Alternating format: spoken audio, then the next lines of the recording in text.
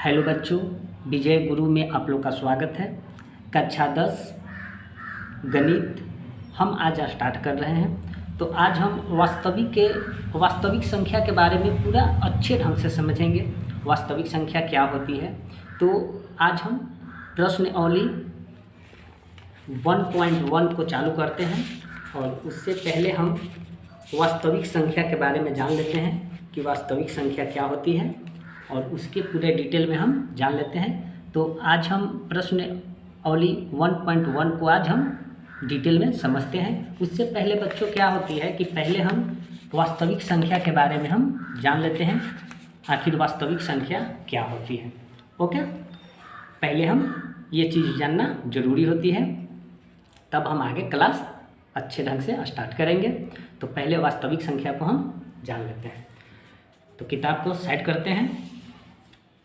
देखो बच्चों, पहले क्या होती है वास्तविक संख्या में क्या होती है, वास्तविक संख्या क्या होती है। पहले हम संख्या के बारे में जानते हैं।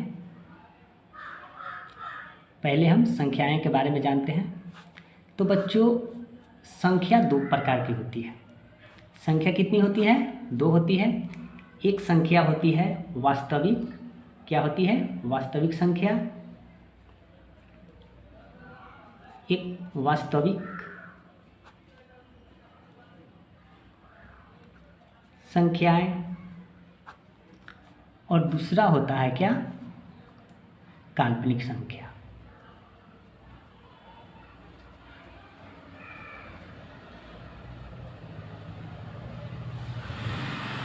काल्पनिक संख्या। ओके, तो बच्चों वास्तविक दो संख्या होती है। ये फर्स्ट है, ये हमारा सेकेंड है। तो संख्या हमने यहाँ पर लिया, संख्या दो प्रकार की, वास्तविक संख्या, काल्पनिक संख्या। तो पहले हम काल्पनिक संख्या के बारे में जान लेते हैं कि आखिर काल्पनिक संख्या क्या होती है। हालांकि 10th क्लास में काल्पनिक संख्या के बारे में नहीं पढ़ना है, ये आप 12 में जाएंगे तो आपको इसको डिटेल में पढ़ना है। तब पर भी काल्पनिक संख्या के बारे में हम डिटेल में आज कुछ प्रोसेस को बता देते हैं। देखो बच्चों, अगर काल्पनिक संख्या में कोई संख्या लेने के लिए रहेगा, जैसे कि x² + 2 = 0, तो हम x का मान कैसे निकालेंगे? तो x का मान बच्चों कैसे निकालेंगे? तो x² अब बराबर, ये प्लस है तो उससे जाएगा तो क्या हो जाएगा? माइनस हो जाएगा। क्या हो जाएगा? माइनस हो जाएगा। ओके, ये माइनस हो गया तो हम इसको इस प्रकार लिख सकते हैं, x बराबर ±√-2 लिखेंगे। तो सर बोलिएगा आप लोग कि सर इसका तो कोई मान निकल के नहीं आया, इसका तो कोई मान निकल कर नहीं आया। तो इसी को हम क्या कहते हैं बच्चों? इसी चीज़ को उत्पत्ति होती है, और यही चीज़ क्या होती है? उत्पत्ति होती है काल्पनिक संख्या की। और यही चीज़ क्या उत्पत्ति होती है? काल्पनिक संख्या की। यही चीज़ जो निकल के आया, यही चीज़ जो होती है काल्पनिक संख्या की उत्पत्ति होती है। ओके, कोई दिक्कत नहीं है। चलिए अब आते हैं वास्तविक संख्या में। अब वास्तविक संख्या में क्या होती है? तो देखिए, वास्तविक के अंतर्गत जो होती है कुछ संख्याएं होते हैं, जैसे कि एक होती है प्राकृतिक संख्या। क्या होती है? प्राकृतिक संख्या होती है। ओके, दूसरा क्या होती है? पूर्ण संख्या होती है। ये वास्तविक संख्या के अंदर में आ रही है, पूर्ण संख्या होती है। ओके, तीसरा क्या होती है? तीसरा में आते हैं परिमेय संख्या।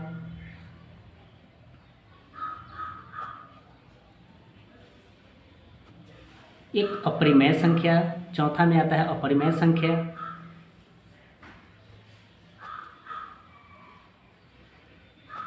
और 5 में आता है क्या? पूर्णांक संख्या। ओके, ये हमारा वास्तविक संख्या के अंदर में आता है। प्राकृतिक संख्या, पूर्ण संख्या, परिमेय संख्या, अपरिमेय संख्या और पूर्ण संख्या। तो अब प्राकृतिक संख्या के बारे में जान लेते हैं। हालांकि कक्षा 5, 6, 7 में आप पढ़ते आ रहे हैं प्राकृतिक संख्या क्या होती है, तब पर भी हम आज इसे रिवीजन कर लेते हैं ताकि हमारा बेस कंप्लीट हो जाए। देखो बच्चों, रटने से आपको कुछ नहीं होगा। रट के आप चाहेंगे कि एग्जाम में लिख देंगे तो पास तो हो जाइएगा, मगर आपको ज्ञान अच्छा नहीं होगा। आगे चलकर अगर आपको किसी को पढ़ाना हो, अपने बच्चे को पढ़ाना हो, आपके बच्चे कुछ पूछ दिया इसके बारे में, तो आप तो रट के पास हो गए, ठीक है। अगर उस समय आपको क्या होगा कि इसके बारे में नहीं जानकारी रहेगा तो आप नहीं बता पाएंगे। तो बच्चों पहले हम इसको अच्छे ढंग से समझते हैं, पहले हम रटेंगे नहीं, इसको समझते हैं। तो चलिए, हमें आता है प्राकृतिक संख्या। तो पहले हम प्राकृतिक संख्या को जान लेते हैं।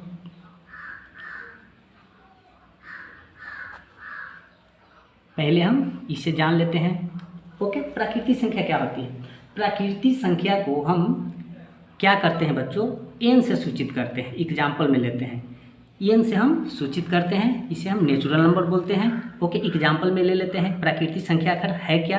तो नेचुरल नंबर इंग्लिश में से बोला जाता है। तो देखिए, प्राकृतिक संख्या जो होती है, हमें 1, 2, 3, 4, 5, 6, 7, 8, 9, ये और हो सकता है, बहुत सकता, इतना हो सकता है कि हम इसे गिन नहीं पाएंगे। प्राकृतिक संख्या इतना होता है कि हम जीवन भर गिन नहीं पाएंगे। ओके, उसी को कहते हैं प्राकृतिक संख्या। ओके, आई होप समझ गए होंगे। अब चलते हैं पूर्ण संख्या में। पूर्ण संख्या क्या कहती है? पूर्ण संख्या को हम इंग्लिश में क्या कहते हैं? Whole number. क्या करते हैं? होल नंबर उसे कहा जाता है। और होल को हम क्या से डिनोट करते हैं? W से डिनोट करते हैं। अब देखो, होल नंबर की क्या होती है? तो वो इसका एक ट्रिक होता है 0 + n। ये आपको ट्रिक याद रखना है बच्चों, ये आपको ट्रिक याद रखना है। अब कोई भी पूर्ण संख्या लिखना हो तो पहले 0 लगा दो। 1, 2, 3, 4, 5, ये सब हमारा क्या हो गया बच्चों? ये सभी जो है पूर्ण संख्या है। और हो सकता है, ये ज़्यादा सा बात है कि पहले 0 लग गया, वो हमारा क्या हो जाएगा? पूर्ण संख्या हो जाएगा। तो 0, 1, 2, 3, 4, 5 और हो सकता है, बहुत हो सकता है, उसे हम पूर्ण संख्या कहते हैं। ओके, ये आपको रटता नहीं रहे, ये आपको हम समझा रहे हैं कि पूर्ण संख्या क्या होती है, प्राकृतिक संख्या क्या होती है। ओके, अब चलते हैं इस पे पहले ये वाला इसके बारे में बता देते हैं 5 क्वेश्चन का पूर्णांक क्या होती है, तब इसके बारे में हम बताएंगे। देखिए, उसके बाद होता है पूर्णांक संख्या। समझते हैं पूर्णांक संख्या क्या है। पूर्णांक संख्या में क्या बच्चों होता है? पूर्णांक संख्या, और पूर्णांक संख्या को हम क्या से सूचित करते हैं? इंग्लिश में Z से करते हैं। क्या से सूचित करते हैं? Z से करते हैं। ओके, पूर्णांक संख्या को। तो अब देखिए, पूर्णांक संख्या में यहाँ पर पहले हम ले लेंगे 0, ओके, 1, 2, 3, 4 और फिर क्या होती है? इधर होगा -1, -2, -3, -4, ऐसे होता है पूर्णांक संख्या। ओके, ऐसे होता है पूर्णांक संख्या। कोई दिक्कत नहीं है। आप पूर्णांक के बारे में जानेंगे कि 0, 1, 2, 3, 4 और हो सकता है उसे पूर्णांक संख्या -1, -2, -3, -4, ये सब हमारा पूर्णांक संख्या है। चलिए, अब मेन मुद्दा क्या होती है? अब मेन मुद्दा होता है हमें परिमेय संख्या। परिमेय संख्या आखिर है क्या? परिमेय संख्या आखिर है क्या? और इससे बहुत क्वेश्चन पूछे जाते हैं। पहले परिमेय बहुत मुश्किल है, आपको जानना जरूरी है कि परिमेय संख्या होता है क्या। ओके, तो परिमेय संख्या के बारे में आप जानते हैं बच्चों। आप जानते हैं परिमेय संख्या के बारे में कि परिमेय संख्या क्या है। जब आप परिमेय संख्या जानेंगे उसी तो आप अपरिमेय भी जान जाएंगे। तो परिमेय संख्या क्या होती है पहले जान लेते हैं। तो देखो बच्चों, परिमेय संख्या क्या होती है? प्रत्येक संख्या जो P/Q के रूप में लिखा जा सकता है। P/Q के रूप में लिखा जा सकता है, जहाँ Q नॉट इक्वल टू, जहाँ Q जो है 0 के बराबर नहीं होना चाहिए। 0 के बराबर नहीं होना चाहिए। परिमेय संख्या का नियम है कि उसे हम पूर्ण P/Q के रूप में लिख सकते हैं, जहाँ Q जो होता है 0 के बराबर नहीं होना चाहिए। अगर वो 0 के बराबर आ जाता है उसे हम परिमेय संख्या नहीं कहेंगे। ओके, वह P जो है, P व Q पूर्णांक होता है। P और Q क्या होता है? पूर्णांक होता है।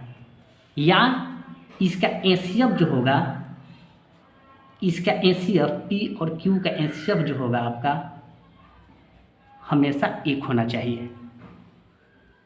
जब भी हम परिमेय को पता करना है तो उसे p/q के रूप में होना चाहिए, जहाँ q बराबर 0 नहीं होना चाहिए और p और q पूर्णांक होता है। और उसका जब भी हम एचसीएफ निकालें p और q का, उसका हमेशा एचसीएफ 1 होता है, उसे हम परिमेय संख्या कहते हैं। ओके, इसमें आपको कोई दिक्कत नहीं है। चलिए एग्जाम्पल्स के द्वारा समझते हैं। अब एग्जाम्पल में क्या समझते हैं बच्चों, जैसे में समझ लेते हैं 0। तो 0 हमारा क्या है? 0 हमारा क्या है? परिमेय संख्या है। 0 क्या है? परिमेय संख्या है। अच्छा ओके, अब 1/0 ये बाटा के रूप में है, तो हमें q का मान क्या आ गया? 0 आ गया। यहीं पे लिखे देखिए, जहाँ q बराबर नहीं होना चाहिए कितना? 0। तो 1/0 ये है, तो ये तो हमारा q आ गया 0। ये परिमेय संख्या नहीं होगा, ये परिमेय संख्या नहीं होगा। अच्छा 1/3 ये हमारा परिमेय संख्या, क्योंकि ये p/q के रूप में हम दर्शा रहे हैं, इसलिए ये परिमेय संख्या होगा। अच्छा बच्चों, ये हमारा एक एग्जाम्पल है 2/4। तो 2/4 जो है, क्या ये परिमेय संख्या है? तो आप लोग कहेंगे कि हाँ ये परिमेय संख्या है, मगर मैं कह रहा हूँ कि ये परिमेय संख्या नहीं है। क्यों नहीं है? हाँ, इसका मतलब ये हो सकता है, देखिए इसका मतलब ये हो सकता है कि इसका हम लिखेंगे 2 1 कम 2 एक बार में, और 2 दूना 4। 1/2 को हम परिमेय संख्या कह सकते हैं। फिलहाल हम 2/4 को परिमेय संख्या नहीं कह सकते हैं। इसका 2/4 का रूप, संकेत रूप ये 1/2 होती है, ये परिमेय संख्या है। इसका अगर एचसीएफ हम निकालते हैं, एचसीएफ निकालते हैं, तो 2 और 4 जो है, ये 2 भी, ये से 2 से भी कटेगा, 4 भी 2 से कटेगा, तो इसका हमेशा जो होगा आपको भाग देने पर ये हमारा एचसीएफ इसका आएगा 2 आएगा। इसका एचसीएफ कितना आएगा? इसका एचसीएफ हमेशा 2 आएगा। कितना आएगा? 2। और जहाँ मगर इसका शेष कितना आ रहा है? 1 आ रहा है। इसका शेष हमें 1 नहीं आ रहा है। यहाँ पर बात समझा करो बच्चों, यहाँ पर बहुत ही मोस्ट इम्पोर्टेंट है। अगर 2 और 4 का हम एचसीएफ निकालते हैं, देखिए बच्चों यहाँ पर 2 से हम 4 का एचसीएफ निकालते हैं, तो 2 यहाँ 2 2 ना 4, हमें क्या आ गया? यहाँ 0 आ गया। तो ये हमारा क्या हो गया? R। ये हमारा क्या हो गया? Q हो गया। ओके, तो इतना 0 यहाँ पर हमें 1 आना चाहिए था। एचसीएफ जब भी हम लिखवाएं कि यहाँ पर देखिए एचसीएफ हमेशा क्या आना चाहिए? 1 आना चाहिए, बट यहाँ पर हमें कितना आ रहा है? 0 आ रहा है। तो 0, इसलिए हम 2/4 को परिमेय संख्या नहीं कर सकते हैं। हालांकि इसका 1/2 परिमेय संख्या है, मगर 2/4 को हम परिमेय संख्या नहीं कर सकते हैं। ओके, तो बच्चों आप यहाँ तक क्लियर समझ गए होंगे। तो बच्चों अब देखते हैं क्या? अब हम देखते हैं अपरिमेय संख्या को समझते हैं। अपरिमेय संख्या भी समझ लेते हैं, अपरिमेय संख्या भी समझ लेते हैं कि अपरिमेय संख्या भी क्या है। अपरिमेय संख्या को, परिमेय तो आप समझ गए। अब देखिए बच्चों, अपरिमेय संख्या क्या होती है? जितनी भी अभाज्य संख्या है, लिख लेते हैं अपरिमेय, जितनी भी अभाज्य संख्या है, अभाज्य संख्याएं हैं, वो सभी को अनुरूट में लिखते हैं। वो सभी को क्या में लिखते हैं? अनुरूट में लिखते हैं। जितने भी अभाज्य संख्या और सभी अभाज्य संख्या को क्या में लिखेंगे? अनुरूट में। जैसे कि लिख लेते हैं क्या? √2 ये हमारा अपरिमेय संख्या है। √3 ये भी हमारा क्या है? अपरिमेय संख्या है। √5 ये भी हमारा क्या है? अपरिमेय संख्या है। कहा जाए कि 2 जो है हमारा अभाज्य संख्या है, 3 हमारा अभाज्य संख्या है। ये सभी अभाज्य संख्या है और सभी को अनुरूट में लिखते हैं, उसे हम अपरिमेय संख्या कहते हैं। और ले लेते हैं 7 ले लेते हैं। ओके, ये सब हमारा क्या है? अपरिमेय संख्या है। तो बस अब देखो बच्चों, और ये भी है 1.0010001 और आ सकता है। ये हमारा क्या है? तो ये भी हमारा अपरिमेय संख्या ही है। ये भी हमारा क्या है? अपरिमेय संख्या ही है। ओके, तो अपरिमेय के बारे में भी जान गए, परिमेय के बारे में भी जान गए, पूर्ण संख्या के बारे में जान गए। ओके, प्राकृतिक संख्या के बारे में जान गए। आप ये सभी के सभी मतलब समझ गए, काल्पनिक के बारे में बताएं, काल्पनिक के बारे में भी समझ गए। हालांकि काल्पनिक संख्या हमें जब 11th में जाएंगे तब हमें इसे पूरा डिटेल में जानना होगा। हालांकि अभी 10th में है तो यही संख्या को हमें लेकर चलना है। जितना है प्राकृत संख्या, पूर्ण संख्या, परिमेय संख्या, अपरिमेय संख्या, पूर्णांक, यही सब को हम 10th में पढ़ना है। ओके, तो चलिए अब आता है बच्चों एक और आता है जिसे हम कहते हैं यूक्लिड विभाजन परिमेय। उसे क्या कहते हैं? यूक्लिड विभाजन परिमेय कहते हैं। तो चलिए यूक्लिड विभाजन परिमेय के बारे में भी जान लेते हैं कि यूक्लिड विभाजन परिमेय क्या होती है।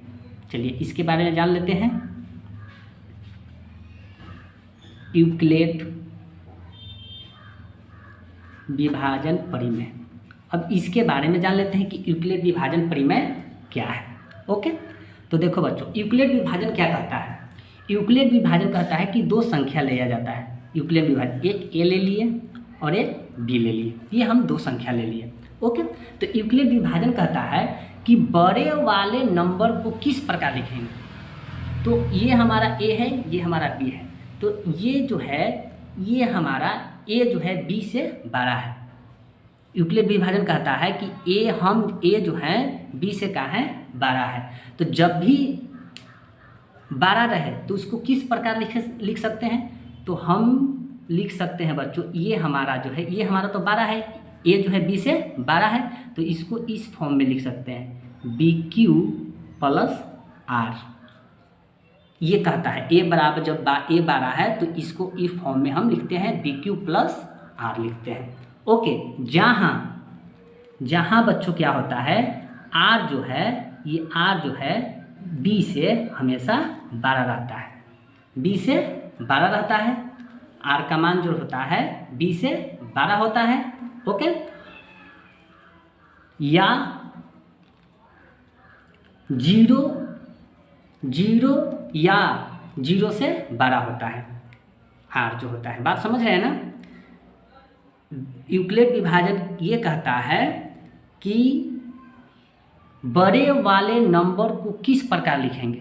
तो बड़ा वाला नंबर ए जो है बी से बड़ा है, तो ए को हम इस फॉर्म में लिखते हैं जहां आर का मान जो होता है बी से बड़ा होता है, या जीरो से बड़ा होता है। ओके, ये है हमारा यूक्लिड विभाजन। चलिए एक उदाहरण में लेके समझते हैं ताकि हम यूक्लिड विभाजन के बारे में जान जाएंगे। ओके, एक उदाहरण ले लेते हैं, एग्जाम्पल में ले लेते हैं। एक क्या ले लेते हैं, ये हमारा 5 है और ये हमारा 2 है। ये बड़ा है ए, ये छोटा है बी। अब हम इसको भाग देते हैं। देखिए यहाँ पर भाग देते हैं, 2 भागा, यहाँ पर हम 5 दिए। ओके, तो 2 दूना 4 हो जाएगा बच्चों। अब इसको घटाएंगे तो 1 आ गया। इसे हम क्यू बोलते हैं और इसे हम आर बोलते हैं। हालांकि देखो बच्चों, क्यू को बोलते हैं भागफल, क्या बोलते हैं? भागफल। और आर को बोलते हैं शेषफल, क्या बोलते हैं? शेषफल। ओके, तो हमारा भागफल कितना है 2 और शेषफल कितना है यहाँ पर 1 आया। तो इसको हम यूक्लिड विभाजन से चलेंगे। अतः यूक्लिड विभाजन परिमेय द्वारा। ओके, यूक्लिड विभाजन परिमेय द्वारा हमारा 5 है, तो 5 को कैसे लिखेंगे? तो ये हमें अब यहाँ पर समझना है। ये हमारा कितना है 2 है, तो 2 गुने कितना आया है बच्चों, भागफल हमें 2 आया है, यहाँ पर 2। अब प्लस क्या हो जाएगा, देखिए इस फॉर्म में लिखना है, प्लस आर कितना है 1 है, तो 1 लिखें। ओके, यहाँ तक समझ गए? तो 5 इक्वल टू क्या हो जाएगा बच्चों, 2 दूना 4 और 4 1 क्या हो जाएगा 5। यानी LHS बराबर क्या हो गया RHS, दोनों बराबर हो गया। ओके, तो यूक्लिड विभाजन आपको ये रूप में कहता है। तो आप यूक्लिड विभाजन के बारे में भी समझ गए, इसमें कोई दिक्कत वाली बात नहीं है। तो बच्चों आज हम उसी प्रकार 1.1 के आज सोल्व करेंगे। और बहुत ही मोस्ट इम्पोर्टेंट क्वेश्चन है बच्चों। आपको हर साल ये 1.1 का प्लस 1.1 का 3 मैथ है, और तीनों में से आपको कोई एक पूछ सकता है, या तो फर्स्ट या तो लास्ट। 3 या तो फर्स्ट को हम हर साल चेक करते हैं, तो ये दोनों में से कोई एक, ये 3 में से कोई एक जरूर पूछ देता है, और बहुत ही फर्स्ट और थर्ड मोस्ट है। तो आप इसे अच्छे ढंग से समझ लें, रटे मत, रटने से आपको 1 से 2 दिन याद रहेगा, परीक्षा में तो रट कर जाकर लिख देंगे, मगर आपके पास इतना ज्ञान नहीं होगा, आगे चलकर किसी को पढ़ाना होगा बच्चों। तो आप लोग, हमें उम्मीद है कि आप लोग अच्छे से पढ़ें, ओके, और समझें, ओके। तो चलिए फर्स्ट क्वेश्चन को हम समझते हैं और बनाना चालू करते हैं। तो क्वेश्चन क्या कह रहा है बच्चों? क्वेश्चन कह रहा है कि निम्नलिखित संख्याओं का एचसीएफ ज्ञात करने के लिए यूक्लिड विभाजन एल्गोरिथम का प्रयोग कीजिए। तो हम फर्स्ट क्वेश्चन को उतार लेते हैं। एल्गोरिथम यूक्लिड विभाजन से हमें चलना है। फर्स्ट क्वेश्चन है बच्चों 135 व 225 है। अपने पास किताब अवश्य रखें बच्चों, ताकि आपको समझने में बहुत अच्छे ढंग से समझ जाए और आंसर आप मिला सकते हैं। तो देखिए 135 व 225 है, इसको हम यूक्लिड विभाजन से निकालते हैं। तो देखिए अब हम कहाँ हल देते हैं, ओके। हमें क्या लिखा है, 225 जो है 135 से क्या है अभी बताएं, 12 है। 225 जो है 135 से 12 है। तो हम यूक्लिड विभाजन प्रमेय से चलेंगे। यूक्लिड विभाजन परिमेय से चलते हैं, ओके। तो हमारा 225 है बराबर, अब इसको देखिए भाग देते हैं 135, ये 225 है, भाग देते हैं, एक बार में लगाएंगे 135 होगा, घटाते हैं 5 में से 5 किया 0, 12 में से 3 गया 9, कट गया। तो देखो बच्चों हमें आया, ये हमारा Q है, भागफल आया ये, और ये हमारा शेष आया, ओके, ये हमारा शेष आया। तो यहाँ पर लिखेंगे क्या बच्चों, 135 कितना से गुना, एक बार में गुना किए थे, गुने 1, और शेष कितना आया बच्चों, हमें 90 आया। तो यहाँ पर 90, ऐसे यूक्लिड विभाजन के नियम से चल रहे हैं, ओके। अब इसे हम देखो बच्चों यहाँ चरण लिख देते हैं, ये चरण 1 है, चरण अब आते हैं 2 में, तो अब 135 आ गया। तो यहाँ अब 135, अब फिर अब क्या करेंगे बच्चों, यहाँ से भाग देंगे, अब यहाँ 135 लिखेंगे इसमें, ओके। अब 35 दूना क्या होता है, तो 35 दूना 90 दूना क्या होता है, 90 दूना 180 होता है। तो हम एक बार में लगाएंगे, यहाँ 90 लिखें, ओके। अब फिर इसी प्रकार घटाएंगे, 5 है तो 5, अब 13 में से 9 जाएगा तो कितना बचेगा, 4 बचा, ओके। तो देखिए ये हमारा क्या आ गया, भागफल आया, ये हमारा Q आया। तो यहाँ पर बच्चों क्या लिखेंगे, 90 गुने यहाँ 1 है तो 1 लिखें, अब प्लस शेष कितना आया, तो शेष हमें 45 आया, कितना आया, 45 आया, कोई दिक्कत नहीं है। अब चरण लिखते हैं, चरण 3 लिखते हैं। तो अब क्या है, 90 है, अब 90 जो है यहाँ पर 90 लिखें, अब 90 बराबर क्या होगा, फिर भाग देंगे, यहाँ पर 90 लिखेंगे, इसमें रखेंगे, तो 45 दूना का हो जाएगा 90 हो जाएगा। हमें ये पूर्ण रूप से कट गया, क्या आ गया, कट गया। तो यहाँ पर लिखेंगे 45 गुने 2 और प्लस हमें शेष शब्द कितना आया, 0 आया, ओके। हमने शेष आ गया 0। तो अब यहाँ पर लिखने पड़ता है बच्चों, अब लिखेंगे अंतिम शेषफल जो आया है हमें, अंतिम शेषफल हमें कितना आया है, 0 आया है, 0 है। व भाजक कितना आया है, अब भाजक हमें आ गया कितना बच्चों, भाजक हमें ये 45 आ गया, ये हमारा भाजक है, ओके। तो 45 है, ओके। अतः लिखेंगे बच्चों, अतः HCF 135,225 का हमें जो HCF आया है वो कितना आया है, 45 आया है, और यही हमारा आंसर हो गया। तो ये हमारा यूक्लिड विभाजन के प्रयोग से हुआ, यूक्लिड विभाजन के प्रयोग से हुआ। तो आप इसे ज़रूर समझे होंगे, आप ये बहुत ही आसान है यूक्लिड विभाजन से निकालना, तो आप ये अवश्य समझे होंगे, और डिटेल में आपको मैं ये बताया हूँ। तो बच्चों आप लोग को होमवर्क में क्या करते हैं, ये और ये देते हैं, आप इसी जो विधि हम फर्स्ट बताएं उसी विधि से ये भी आप लोग को बनाना है। अगर आपको कोई दिक्कत और समस्या है तो कमेंट बॉक्स में ज़रूर बताएं। तो बच्चों, आज की क्लास आपको कैसा लगा? अगर आप समझे हैं तो मेरे चैनल को लाइक, सब्सक्राइब एंड शेयर ज़रूर करें।